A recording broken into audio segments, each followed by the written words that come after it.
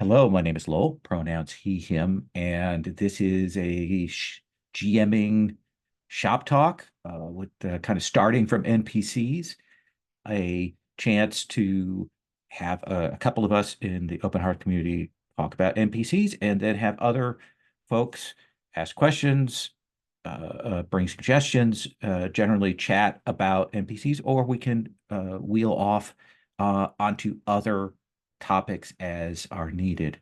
I'm, of course, the community manager for Open Hearth, and I run a lot of games with a lot of NPCs.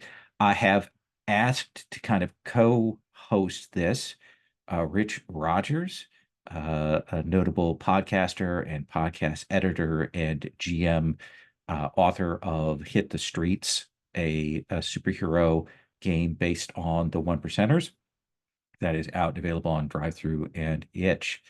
So, Rich, we kind of built a little sheet here with some ideas about NPCs, and I thought we would begin from that for our sort of first bit of discussion. And in that set of things, like, where would you like to start? So I'd like to start with what you mentioned before we started recording, the prompt for this, because I think it's really interesting. A member of the Open Hearth community in conversation had asked, are there any recommendations for reading material around playing interesting NPCs because they find themselves struggling to get characterizations that feel distinct when they should? To specifically answer that one about distinct characterizations, I will just real short recommend do bad impressions. Um, don't tell them the impression that you're doing, but do an impression of a character that you know from audio drama, TV show, movie. I find it helps me have a line to hold on to portray an NPC consistently, from their dialect to their style of speech to how they may hold themselves. So that's real short. That would be my first and quickest answer. I didn't actually answer in the Slack. No, uh, I actually I'd like to dig into that a little bit more, because I do think that is something about the presentation of the NPCs. Let's assume that we know who they are. Let's assume we've got their names, and we'll come back to that whole process of generating uh, that speech, not accents, but voices are something that we're leaning into. Bad impressions. I think one of the things that when we're playing online that we sometimes miss is the fact as well that we can use body language as a GM, that beyond the voice, we can do, there's hand gestures, there's leaning in towards the camera, there's leaning back. One of the important things that you can demonstrate through this is you can generate status. The status of relations improv term, by leaning forward, presenting yourself as larger and kind of looking down. You present a character who is in fact doing that, or a character who's leaning back, who's hunched down. Those are ways to convey that as well.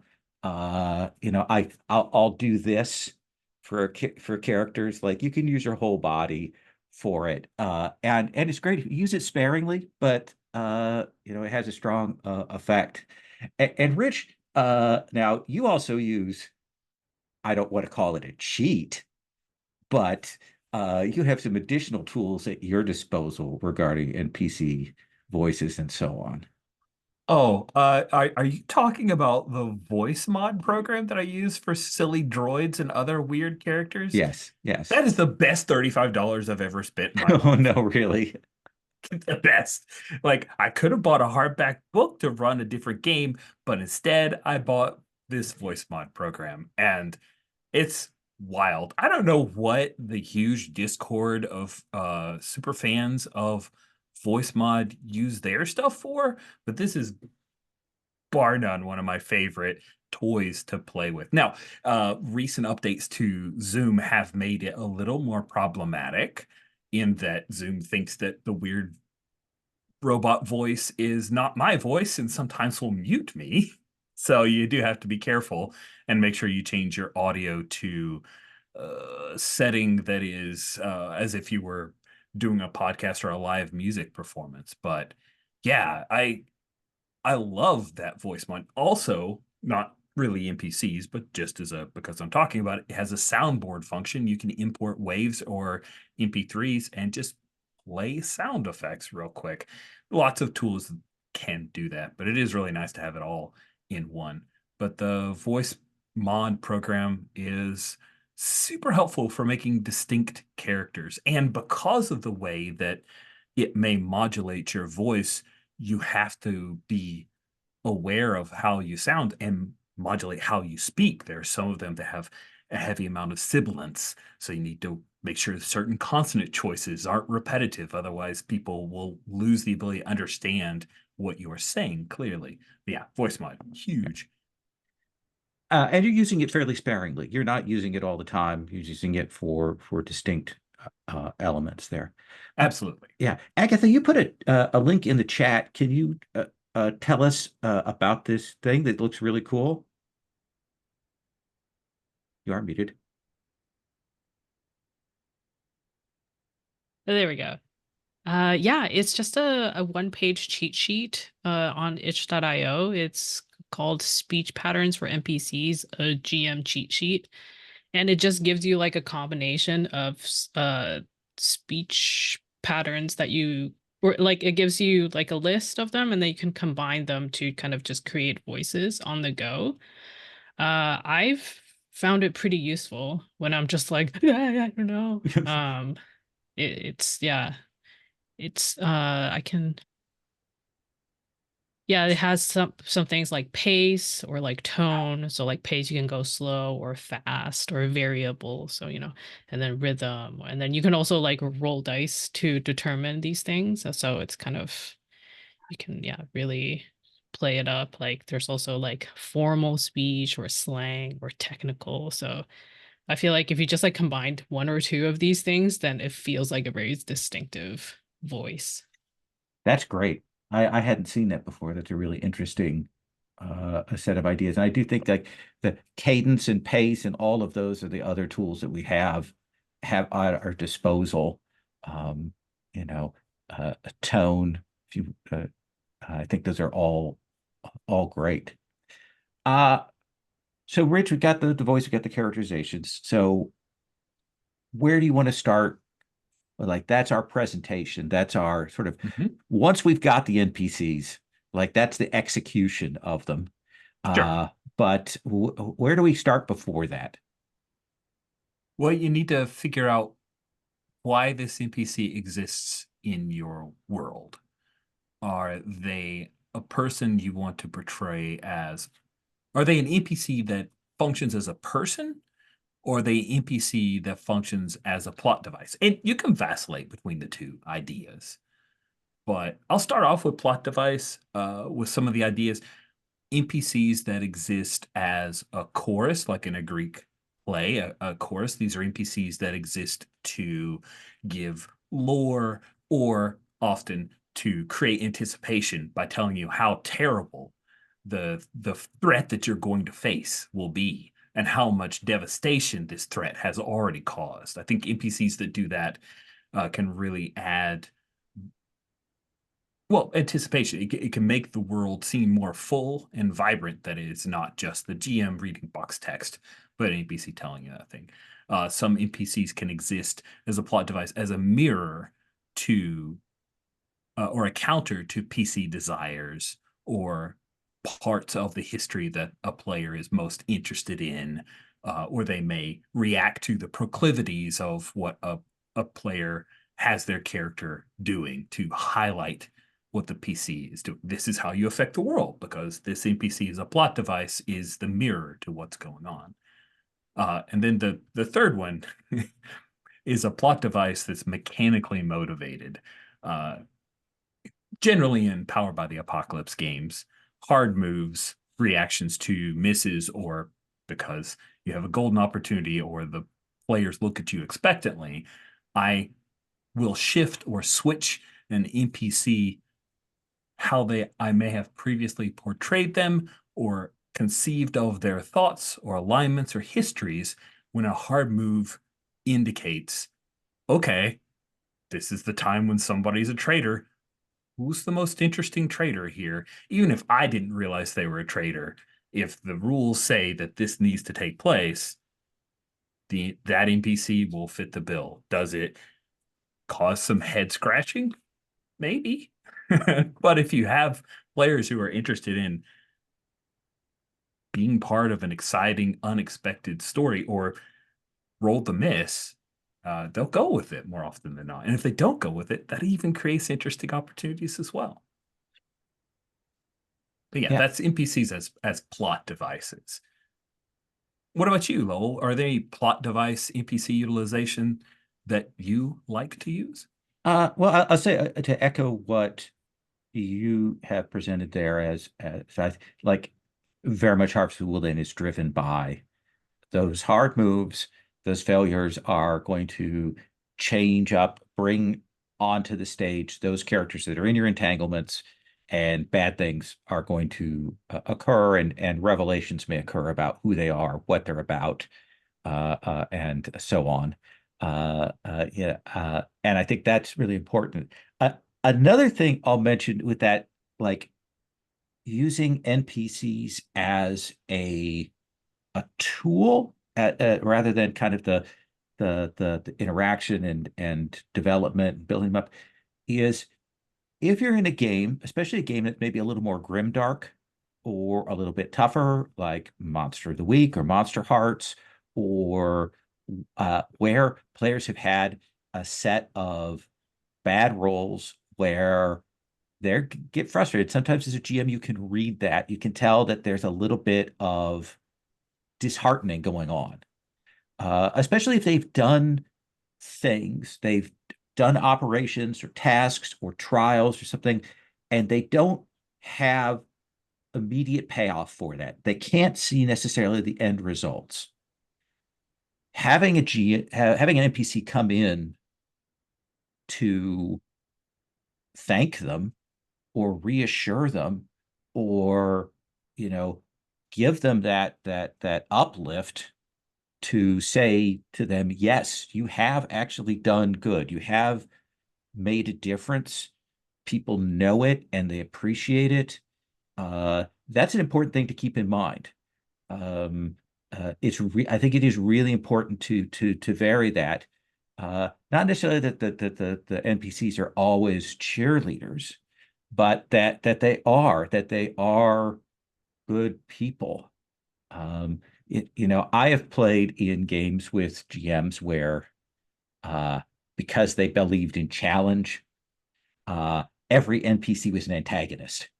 Every NPC treated you like they hated you. They were all rude to you because you were adventurers or whatnot, and that gets old so quickly. And I think it's really important to consider how NPCs can be, in this case, as a plot device, a reward. Their thanks, their appreciation, legitimate in that, I think is really, really important. Yeah, think of it like food, right? You need to have a little bit of a sweetness. Sometimes you get your meat and your potatoes, you got to have your vegetables, but occasionally you might have a little small dessert. L'aperitif. So Rich, like when you're coming up with the NPCs, when you're developing your collection of them, and let's assume that this is from GM facing, we'll talk about some player facing NPC development in a bit, but as a GM, like, where do you start when you're considering that cast and so on? How are you going at that? I am very visual. I look for pictures of NPCs. If I'm not having to do it on the fly and don't have access to a giant Pinterest board, then staring at a giant Pinterest board and saving off certain interesting looks and thinking about within this world, within the palette of NPCs that have been presented, what does this person, this idealized NPC, bring to the story that I don't have right now? Or do they replace something that has been lost, or do they tilt us in different new directions? So a picture is a huge, huge part. Where do you come from? Do you come picture? Do you go name? Do you go purpose? My tendency now, I have a very actually regimented approach to this, and it is pictures. But I will take that NPC tab in the character keeper, and I have a few of the NPCs that I've got names for, that I know their roles, and I will put them, in the first couple of rows. And then I find other pictures, and I won't know who they are yet, but I'll put them in a couple of rows below that, so that should a player introduce an NPC and they want to quickly find a picture, they can grab them, or if I need to grab a new person. And I try to build them so that there's a consistency of appearance and dress and so on, across that. And the other thing I do, and this is something we kind of chatted about in our notes here, is I build that pictures up. And so maybe we got 4 rows of 4 pictures, so maybe 16 pictures. Once I've gotten that like slab of 16 images there, I go back and I look and say, okay, how white is this? How many just white characters have I put in here? And I go back and I try to excise that. And I try to go and find characters of different body types, different ethnicities, different appearances in there, to swap out, to try to create a more interesting, diverse cast that's present in those pictures. And age is another one. One of the things that's a problem actually right now, I will say, is it's harder to find good, like, fantasy sci-fi pictures, and they're really hard for Hearts of Wulin, of older characters. You get all of the older characters for Hearts of Wulin are either crazy old men who look ragged, or empresses. Like, if they're older, that is the appearance, and it's very hard to find other ones, and you've got to look and hunt for that. But that came out of like a talk a number of years ago, that John Stephanopoulos and some others were involved in, about how do you go about, like, start doing some baseline diversification of your games. And that I've tried to make that a ready step that I take all the time. That's cool. I think that's a laudable goal. I am similar, but more variety oriented, and also I think about, if I can, the place. For example, I occasionally run games set in Star Wars. Occasionally. And there's this wiki called Wikipedia where you can look up a planet and it will tell you the different species that are native to that planet. So I will try to reflect that. And if I'm running a game in kind of the real world, it's probably a Marvel thing, so it's not really the real world. But I'll think about, what are the ethnicities that I would expect? I just recently ran a game set in Chicago. I looked very, very hard to have as many interesting people of color. I wanted a very black Chicago. Yeah, I was watching The Chi, or The Chai, I don't know. They don't actually say the name of their show during the show, and I'm not from Chicago, so I only know what I read online, so it's probably pronounced one of those ways. But that's exciting to me, is like, how much can I emulate this fake reality with the NPCs that are living and breathing in that world?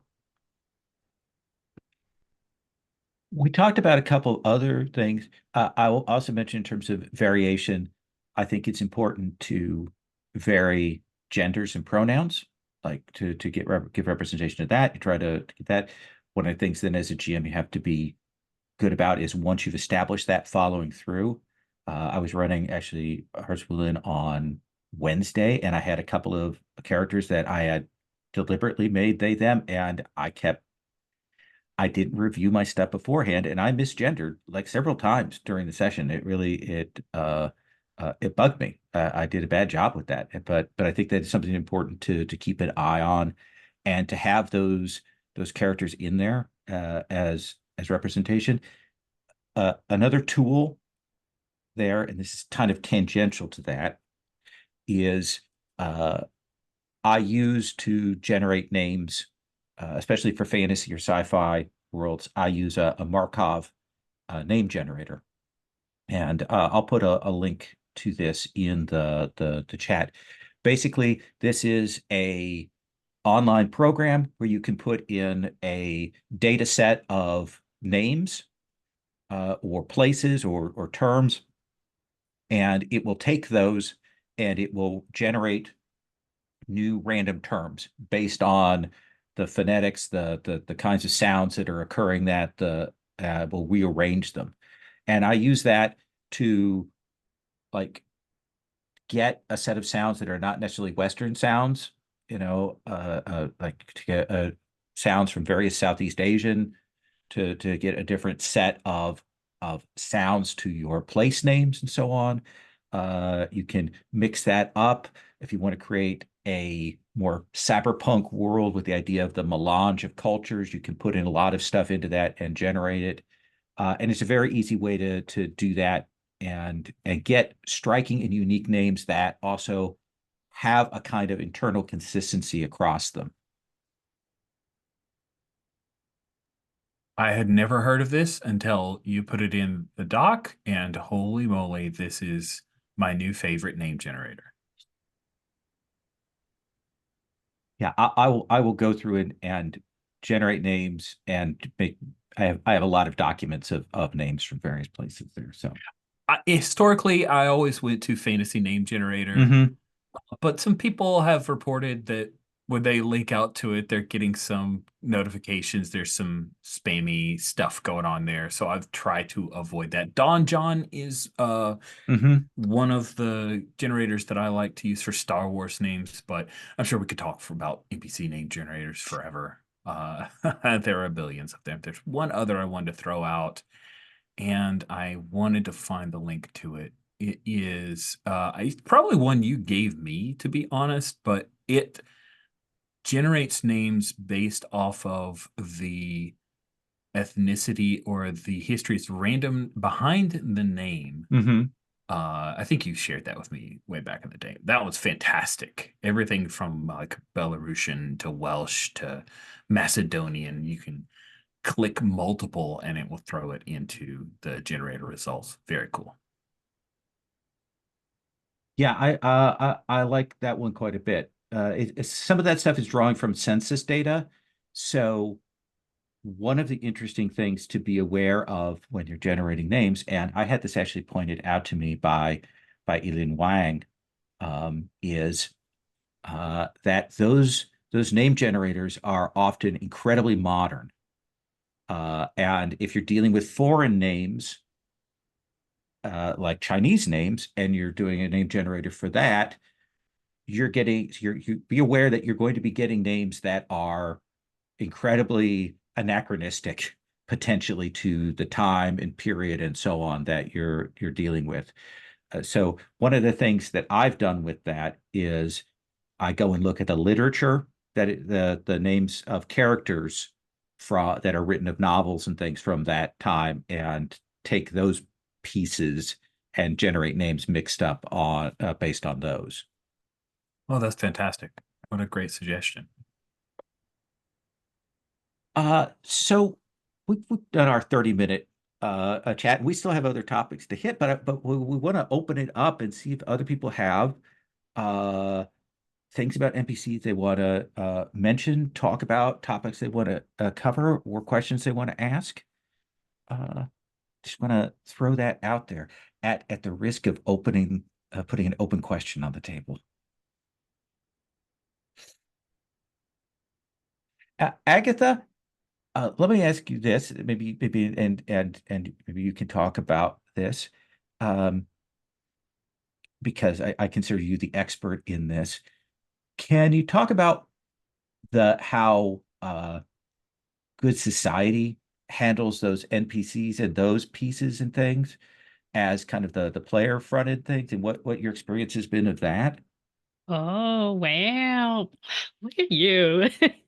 Throwing me the question I would most want to answer. So Good Society, for anyone who doesn't know, is a GM less, it's more GM full game where you play, it's like inspired by Jane Austen's works. I'm sure many people have heard about it now at this point because of a Critical Role. No, not Critical Role. The other one. Dimension 20. There we go. But yeah, the way that they do it is that so in the game, you would create your major character. So that's the character that you're primarily playing. And then you would create a connection of character to the major character that you're playing. And they specify basically in the game text, like the kinds of characters that would be good to create as the kind of like the main plot device for whatever arc you're interested in seeing for your major character. So like if the role that you chose for your character is like a hedonist, then the suggestions would be like an ex, or like a disappointed parent, or someone that you owe a debt, like someone that you owe gambling debt to. So it's like it's really helpful in helping people figure out what kind of NPCs they want in the story. And it also is really helpful because once you create these connections, you'll pick each other's connections to play. So I will be playing a major character, and then I'll pick another person's connection to play. And then it's usually it's usually pretty clear from the description, and then also the way that the person talks about their connection, like what they want out of that relationship. Like a lot of times people will create distant parents, and then it's either like they want pressure from the parent and they'll just be oppressed forever, or they want pressure from the parent and they want to like fight back against them. And so you just are like, okay, I'll just create this path for you. And so that's kind of a very interesting way to get everyone to think about what kind of stories they want and how that'll manifest in NPCs. And I love that sort of idea of roles and foils. I love those tools that are built in to playbooks or keepers to have players generate the NPCs that they want. I can think of, for example, we've seen this as a key element of nearly every iteration of Forged in the Dark, is that idea of that short list based on your character's playbook of a name and a very brief state of their role, and then you pick one as the rival and one as the friend, and that allows players to immediately come in with those things. I'm trying to think if there are other rich games that have those tools built in on the player's side. Gosh. I Oh, what about parents in Tales from the Flood? Right? That's right. Isn't there some parent creation tools in Oh, there, or it's not necessarily parents, but there are a set of people that are your friends, and you yeah, yeah. get to pick those. They're adults or slightly older teens that you pick and talk about what they have, and each one of those playbooks has a different set of them, and then actually, because they actually have some overlap in the different playbooks, if two people pick the same one, they may have a different relationship and that creates some complexity there. And in fact, a lot of the adventures that they have for Tales from the Loop reference those characters. Thank you for fixing that. I said Tales from the Flood. It's Things from the Flood, Tales from the Loop. Thank you very much. Now, I completely forgotten that it had that element. I thought that was one of my, well, I don't think that is one of my favorite parts of Tales from the Loop is like a downtime scene in A Force in the Dark. Like, this is your home scene. This is the scene where you build back your connections because you've seen some terrible, terrible stuff, which I think is a great way to utilize NPCs. Yeah, that's a really interesting because it is literally a mechanical thing. To recover, you have to go and talk to an NPC. And that forges that in a really interesting way. Yeah, I guess in that way, I know that Delta Green also has just in terms of like the mechanical aspect of like NPCs that your character's connections to. I don't remember if Call of Cthulhu also has that. I just been playing Delta Green recently, and I remember that. And you kind of specify like what kind of relationships you want for you to de-stress. Yeah, yeah, it's like what you have those scenes, they're in between missions, you come up with those characters. The only thing I don't think Call of Cthulhu has it. Trail of Cthulhu has you build your it's not, I can't remember if it's Pillars of Sanity or Pillars of Stability, but they are the people that keep you sane. Right. That you go and talk to and do those scenes with. Yeah, I think Call of Cthulhu also has it. Okay. Yeah. Yeah. It's been a while since I did straight Call of Cthulhu, so. Other topics, questions, suggestions that other folks have? Brandon? Yeah. The best games that I've run did a variant of this, and I'm wondering what other people's methods are. That I basically, for each of the non-player characters that were likely to recur, or to be around, and this is, I'm thinking particularly of a campaign of Night Witches that I ran, where you have a whole stable of NPCs that are, recurrent over and over again. For each of them, I gave them one or two things that they wanted from the player characters. And sometimes it was just, they wanted to get to know somebody better. And other times it was something more directive, like, non-player character, that was smitten with a player character and was trying to kind of gently get close to them without showing it. So I'm wondering what rubrics other people use to give. And the idea is that to have the non-player characters not merely be sort of conversational go-tos for the player characters, but to actually generate drama by pushing on the player characters to do things. Excuse me, I have an NPC here. Okay. I think that's a great, like, having characters have motives. Interesting characters have motives. They may be obvious and but you should also be thinking about, like, what's the secondary reason here? Are there some hidden motives in this? One thing I'll say before I kind of throw to Rich on this question is we talked about going and talking to these characters. One of the things to do is think about, like, when someone goes and talks to an NPC, there are two frames that you can do this in. Is you can say to the player, when you go to find this NPC, when you go to run into them, this is what they're doing.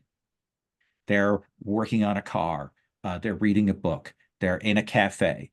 They're not sitting around like Skyrim and waiting for you to come and talk to them. They are doing something, and you are interacting. You're intersecting with their lives at that point, and that's a chance to illustrate: are they harried? Are they bored?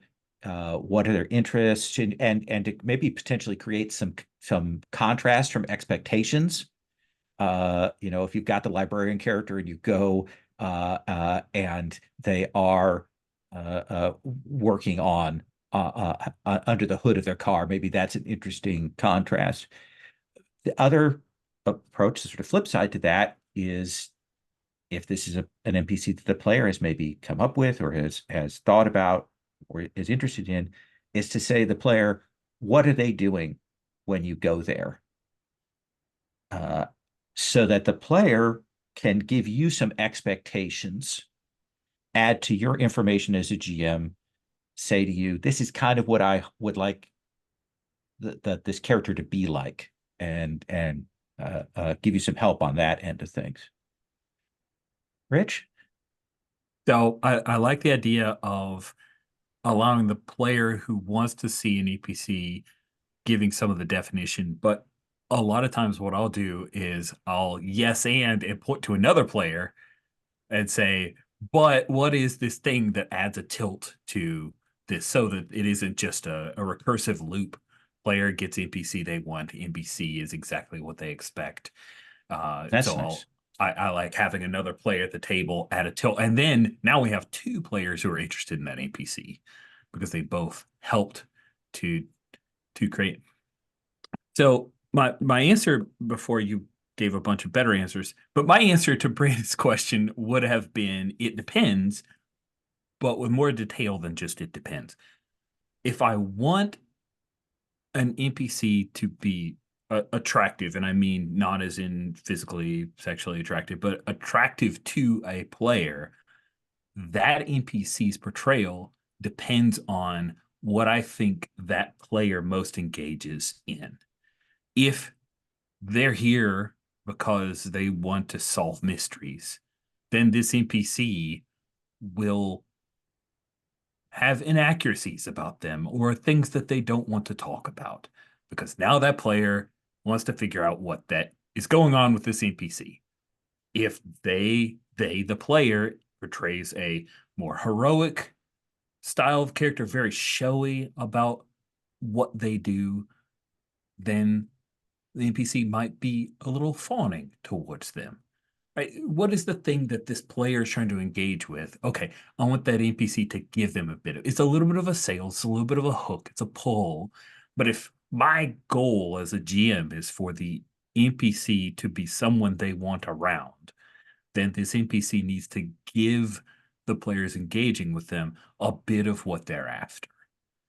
Not all of it, because just like the tilt, right? You don't want them to just fawn all over them. For example, in the X-Men, like Masks X-Men Academy game that I've been running with my local group, there is, and by the way, these are characters that I'm portraying differently than the comics. I'm sorry, but there is a character named Mercury. Her name's Cecily, and one of the PCs was looking for romance. So Cecily, very interested in romance with this PC.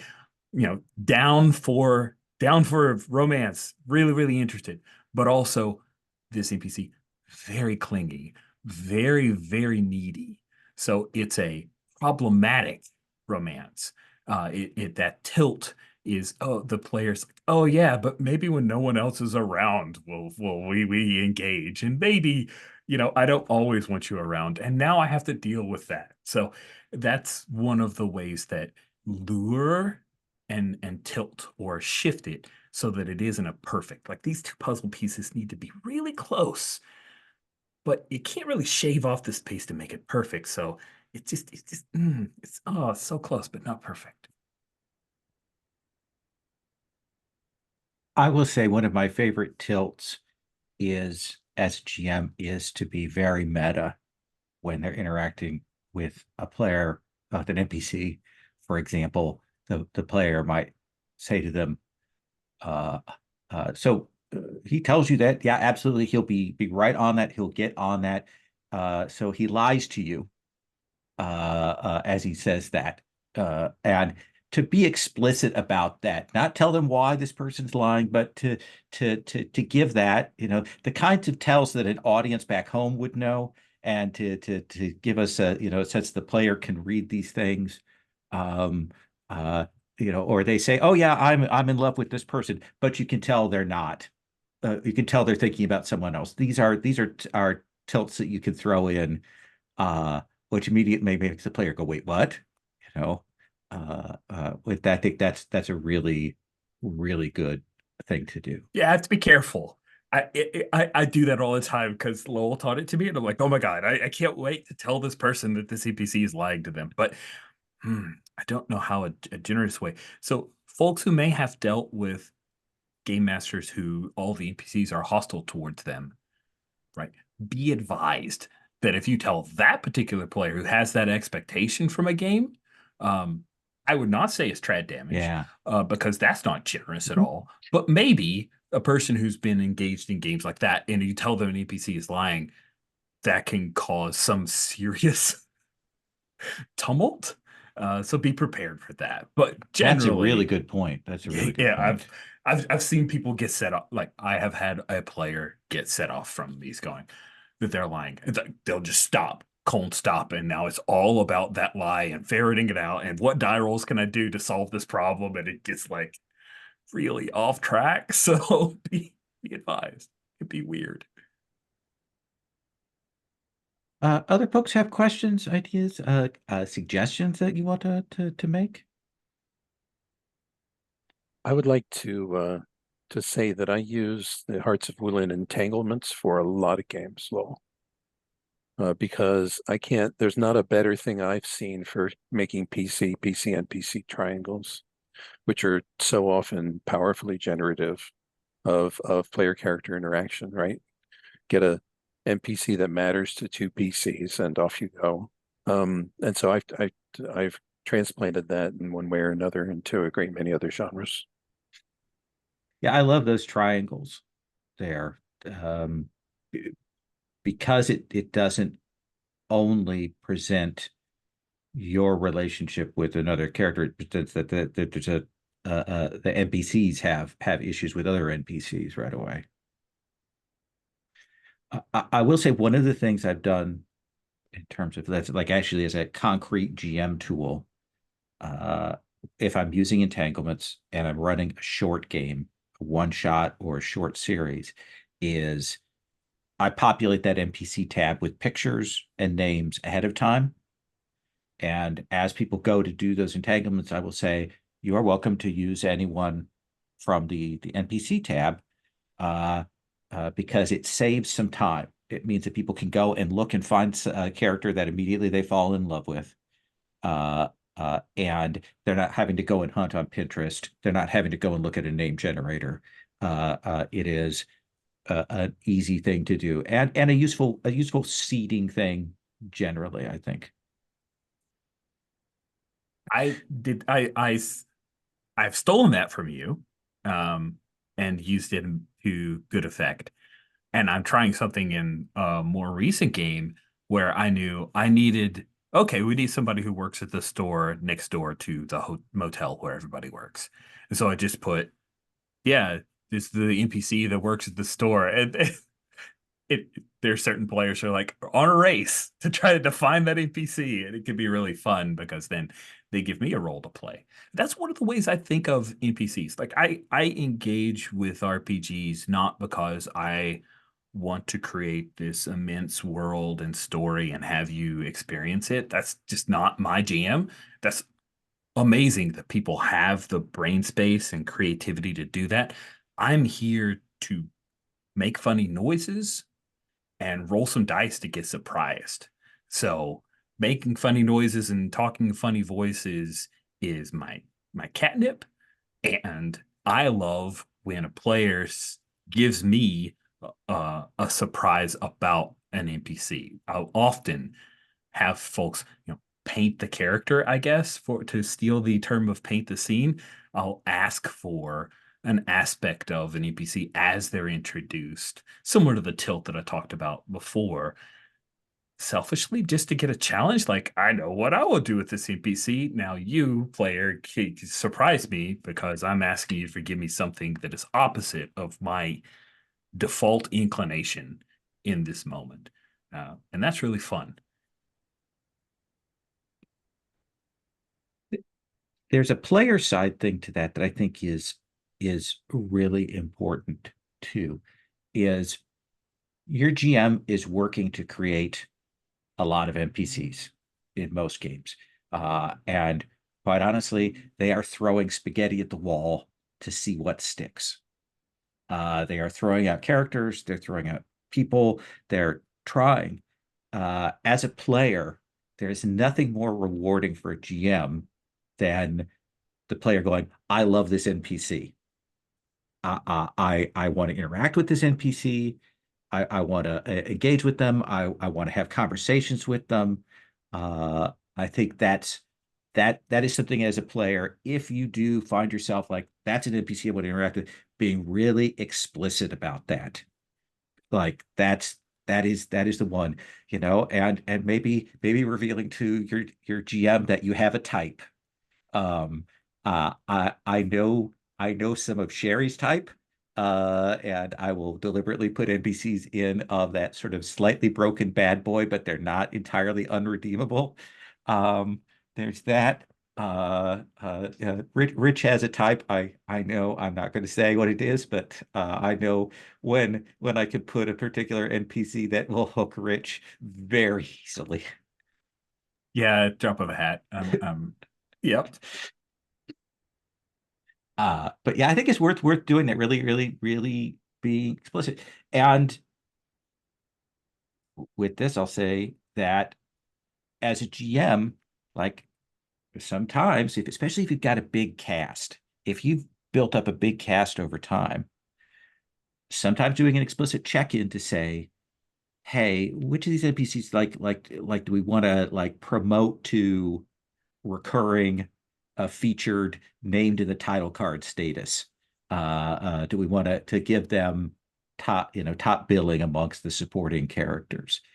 And then on the flip side of that, as a GM, killing your darlings and cutting your chaff. Sometimes you have an NPC that you love, you adore, you love them, and the players do not vibe with them. They just don't. I see you nodding there, Agatha. And at that point, you've got to put them back to the side. Players aren't enjoying them.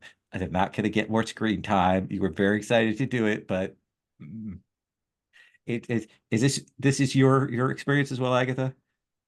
Yeah. Yeah, I find that it usually happens when I go to aggro with an NPC. Oh, speaking of that GM, who's all of their NPCs are aggro. I think sometimes I'm like, oh, like you wanted an aggro relationship. I could do that. And then players are like, no, ma'am, please. And then I'm like, okay, I'll walk it back. So that happens. Yeah, yeah. And it's hard. One of the challenges is then figuring out how you visually demonstrate that to the player, especially when you get a big cast. And that for me, that's moving those characters down several rows. We move them down. We move the other characters that are important or recurring now up higher on the NPC tab.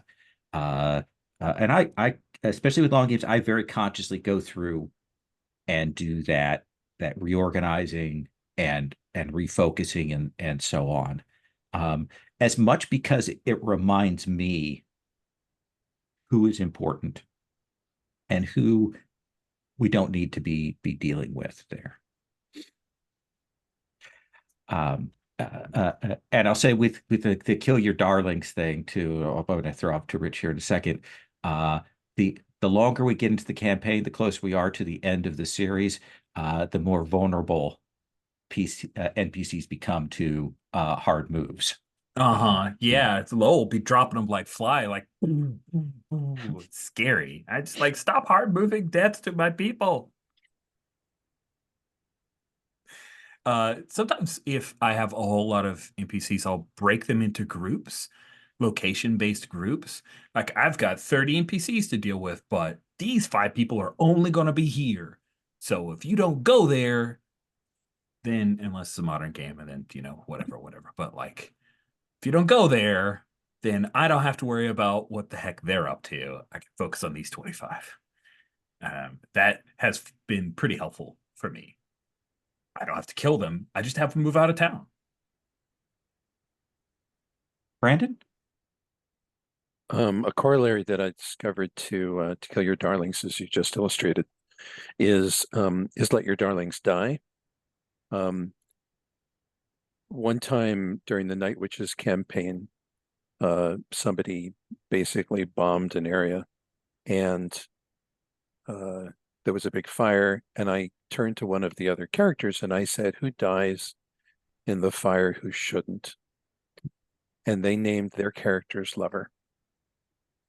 And nobody spoke for 15 seconds. It was a choice I never could have made as a games master, to kill this character who was the most important character for this PC in the game and it was, a relationship of long standing.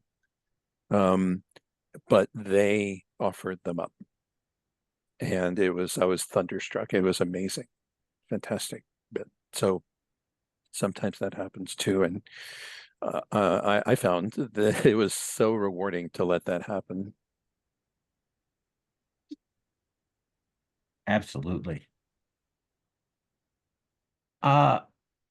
Rich, I'm going to come back to you on a thing that you wrote in the notes here. Oh, gosh, I hope I remember what I meant. Okay, well, you wrote about NPC creation, and I mentioned a tool I'll come back to, but you mentioned Moonpunk's ethos approach. Oh, man. Oh, thank you so much for giving me a moment to wax lovingly about this Power by the Apocalypse game called Moonpunk.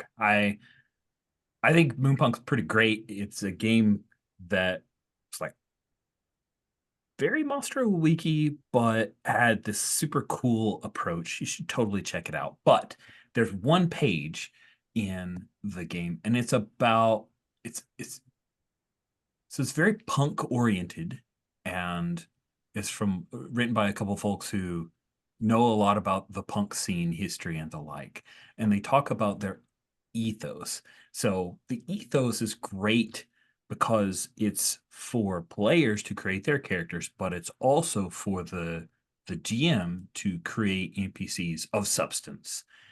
The ethos is the ideals that represent the core of a person or their beliefs. Now, that sounds scary, right? Because that sounds like you're about to do burning wheel work, which is a lot. It's worth it eventually, not right away, but eventually in Burning Wheel. But an ethos there are a bunch of sample ideas of ethos, but they take it a step further in that there are some questions they suggest you ask to help you develop an ethos for a character from, of course, the perspective of the character in question. Things like, what motivates me, what makes me angry or happy, what's most important to me, what are the things I most care about, and music. It talks about maybe their ethos is defined in a song. And when I ran Moonpunk, I had a list of songs, and I would actually take the songs I most like and create NPCs whose ethos were particular songs. Very powerful. I have a question. Please. My question is, when you have a big cast, how do you very quickly distinguish between like how you're playing each of these characters? So kind of going back to the more like, I guess, the physicality, or is there like like trigger kind of thing that you have to distinguish them, or does it not matter at that point, depending on how important they are? Rich, do you want to go or should I? I'll go. It's a terrible answer. I have no one way because all my NPCs have different ways that I see them interacting with the world. So if I just start talking with my hands, bam, I can find that NPC. I have an NPC from way back in the day, back when I first learned, storytellers first game stuff. I had an NPC named Malik. I named him Malik because I wanted to always speak with malice.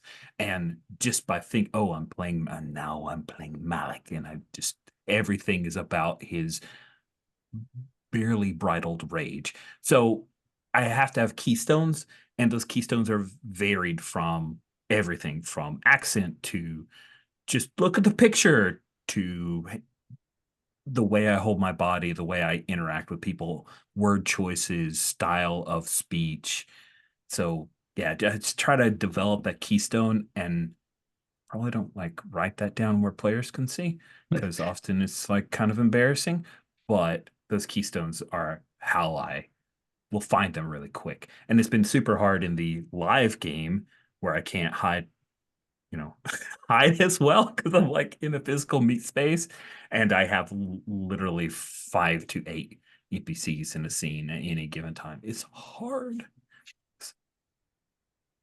Yeah, I agree. Single details that are focused on are good, because you can probably remember those. Especially when you're running a lot, this becomes one of the biggest challenges. And also, don't be afraid to okay, I can't remember exactly how I did the voice. I'm going to try and do the voice, and we'll see how we get. Because the players aren't going to exactly remember how you did the voice. They can't rewind and watch the right then. They can. Tyler will go back and watch the previous episode, but they can't check you on that right away. But you can try to do that.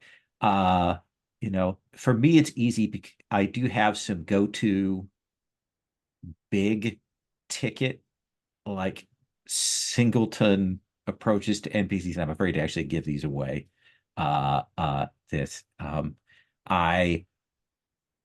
have the character who only refers to themselves and other people in the third person. And Eos Deklos is appreciative of all you're doing. That's an easy one to do. That's an easy one to remember. The character who sounds like a villain whenever he talks, but he's actually super nice. Oh, yes. Oh, yes. I suspect that you want cake. Cake with strawberries. Is that not true? And if you do that one consistently, then when they talk normal, that will actually freak the players out. Those are a couple of the big ticket ones. But as I said earlier, body language, big gestures. Another one I do is the character that when they start talking, I talk so softly that the players can't hear what they're saying, and I do that for a while. And then I stop doing it, but and I'll lean into the mic, just so that I remind them that that's what's going on. One of the things is I do worry about that, but I've also learned to let go and not be worried. I know that once I get moving on the character, I'll remember who they are. And the players will give me some cues, because if they've called up that character that they want to have that interaction with, they'll often feed me a little bit about what they're expecting that character to be doing, how they're expecting that character to react, what they expect that character to be wanting.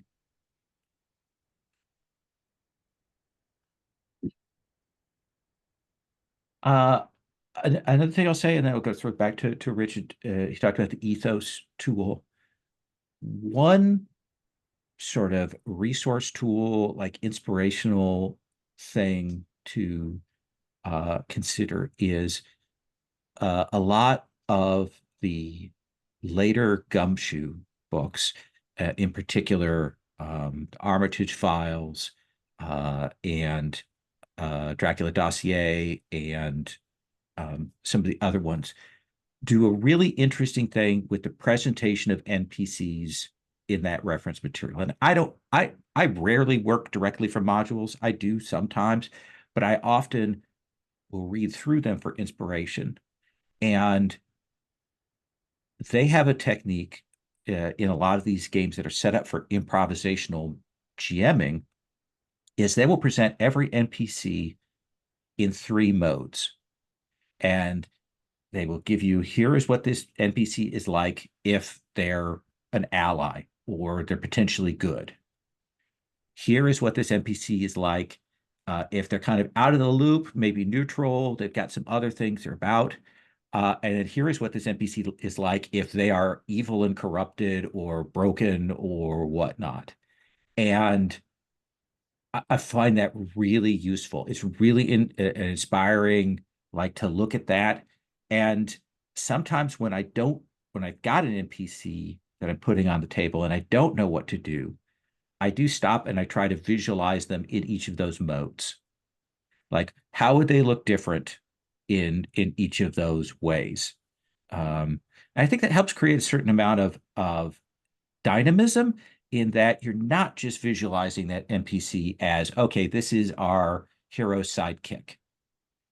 Well, okay, well, what if they were a little bit like this? Like, I think that's a good technique for visualization and thinking and inspiration. And I do recommend those books. If you can get the PDFs, if they sometimes they have them on the Humble Bundle or Bundle of Holding, to look through some of those books and see how they're doing it and take some ideas from that. Rich, let me throw back to you. We're kind of we're after the hour here. I want to see if there's some other topics we want to hit. And I want to see if anybody else has other questions or things, but let me throw to Rich first here. Okay. So I'm going to talk a little bit about recent happening, event, scene of my live game that I play face-to-face group. I am so spoiled by character keepers and playing online where you have immediate access to pictures that I've made my own character keeper pictures. So you're looking at various NPCs from the game, and there was a scene where X-Men Academy, they're going to school. The PCs had expressly gone against the headmistress Emma Frost's orders, and she said, okay, we're done, I'm going to expel you. And the administration said, no, we need to come to a vote. And then of course they went, yeah, trading card sleeve pages, Lowell, that's what you do? That is great. Okay, that's way cooler than mine. But in the scene, they had to go through a trial by combat because it's a comic book game. I'm sorry, friends, you have to do an action scene to prove that you're cool. It's comics. So at the end, each of the NPCs had a thing they needed to see in this trial by combat. Did they save people, or did they defeat these type of people, or did they allow these folks to, like, each of them had their own little agendas that they wanted to see. And so at the end, they're in the danger room, and the council of the elders are all up in the observatory, and I would show, okay, this is the NPC that's talking, and they'll list, oh, I was looking for this, and now I'd take this and I'd try to talk in their voice, but I knew I was about to do 12 voices at once, so I did my best. But I had a picture, so they would give me grace, and then I would throw it on the left or right hand side of the table. This is a no. She's already told you, oh, well, you didn't impress me at all. Boom, you're a no. And then I would go through each of these and talk about, well, I came into this because of so on. And they just each have their little moment. And it wasn't much, but it was enough to give a flavor, and the tension, even though they ended up staying at the academy. I was ready to kick them out, but they did okay. But the tension was really great. And during stars, every one of them came with a different way to say, yes, this was really fun. And so I recommend that. That's a cool thing. That's a great technique. Okay, so make sure that there's a situation where they're going to get expelled, and Yes. then have There you go. have a board that is going Yes. to judge their trial by combat. Just do that thing. Got it. Yep. That's all you have to do. Yeah. I mean, come on. They're PCs. They're going to mess up. Just have somebody come down hard on them, and then have someone else say, yeah, maybe they shouldn't. Yeah. I My love favorite. the idea of the physicality of that, of having something where there are a group of NPCs who are establishing something and they get split into groups. I mean, you could do it physically with the cards. You could do it on a Miro board, Yeah. moving them into slots there. Um, that's really interesting. What a great big set piece. It was fun. It was definitely a good payoff. That was a lot of time, and it paid off. So The payoff for that too is especially if you set that up so you know who the judges are, then you can have a session where they're trying to sneak in and talk to the judges or manipulate things or talk to them afterwards. That's great. yeah, and there were a couple of the relationships that are absolutely tilted. Oh, I thought this person was like really mad at us, but they had my back. Or, oh, I thought this person kind of liked us and they voted against us. And it, the rest of the season is going to be shifted. Things have changed. It's momentous. I'm very excited about the new frontier. Any other thoughts from folks? Any suggestions or ideas you want to get out there? Ethan? Yeah. So not just how do you remember what voice you use for who, how do you remember to use a voice at all or use whatever characteristics? Because I'll have an idea and I will completely forget it the moment I open my mouth as that character. Keystones. Write a note. Yeah. Keystones. Rich is good at that. I will forget as much as I will do it.